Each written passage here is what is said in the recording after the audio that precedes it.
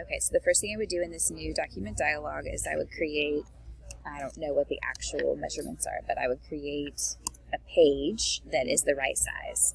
And then I would make sure that the margins matched whatever the margins needed to be. So they probably don't need to be 0.5, they probably need to be 0.25.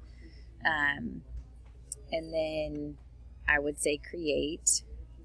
So there are a couple ways to do this. This is one of the ways. And then you would have a text box here for name, and then a text box here for title. And then I would duplicate that page. Either right click and then duplicate. It's going to say spread. It doesn't matter that it spreads, but if that bothers you, you can change that in document setup. It would bother me if I were doing this. Okay, so the trick here is I would make out 50 pages or 100 pages or however many I needed, but make sure that I'll further, like after, I would go ahead and duplicate and duplicate and duplicate, and then the trick is to thread all of these text boxes together.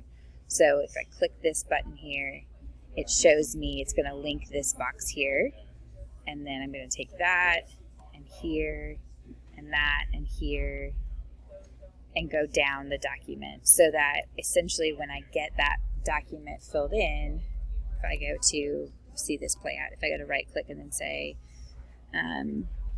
fill with placeholder text, you'll see that it's filling it down the document in all of those boxes.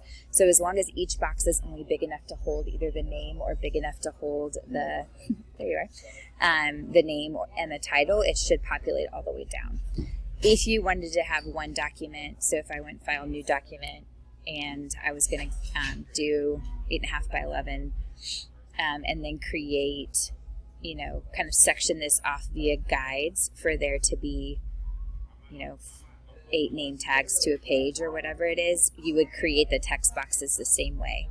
So I would create a text box here for name, and then another text box for the title, and then I would end up threading them the same way. And then I would tell Tate I want it to print these and cut them to the size.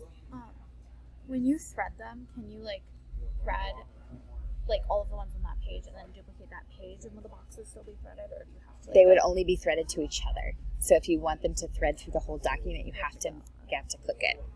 Yeah, that's a good question. All right, we'll go ahead and stop the screen recording.